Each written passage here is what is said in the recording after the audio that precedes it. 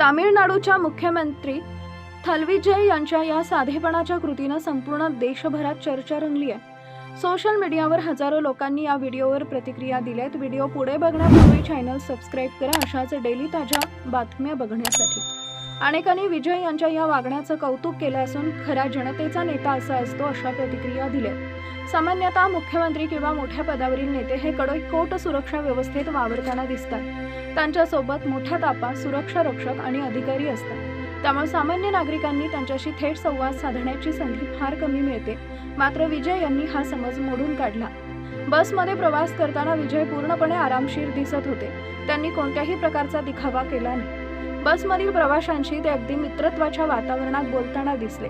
काही प्रवाशांनी त्यांच्यासोबत सेल्फी देखील घेतले। अनेकांना सुरुवातीला विश्वासच बसत नव्हता की मुख्यमंत्री त्यांच्या शेजारी बसून प्रवास करतायत। काही महिला प्रवाशांनी त्यांच्या कामाबद्दल समाधान व्यक्त केलं तर काहींनी आपल्या भागातील समस्या देखील त्यांच्यासमोर मांडल्या। विजय यांनी प्रत्येकाचं म्हणणं शांतपणे ऐकून घेतलं। इतकंच नाही तर काही प्रश्नांबाबत अधिकाऱ्यांना सूचना देण्याचं आश्वासनही त्यांनी दिलं। त्यामुळे बसमधील वातावरण काही काळासाठी एका लोकसंपर्क बैठकीसारखं झालं।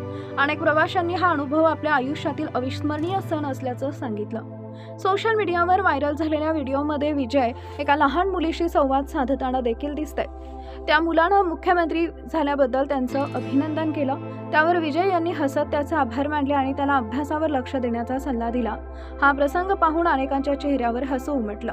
विशेष म्हणजे बसचे कंडक्टर आणि ड्रायव्हर यांनाही विजय यांच्या वागण्याचं आश्चर्य वाटलं, कारण राज्याचा मुख्यमंत्री स्वतः तिकीट काढतो आणि प्रवास करतो ही घटना दुर्मिळच म्हणावी लागेल। कंडक्टरनं जेव्हा त्यांना तिकीट दिलं तेव्हा विजय यांनी त्यांचे आभार मानले।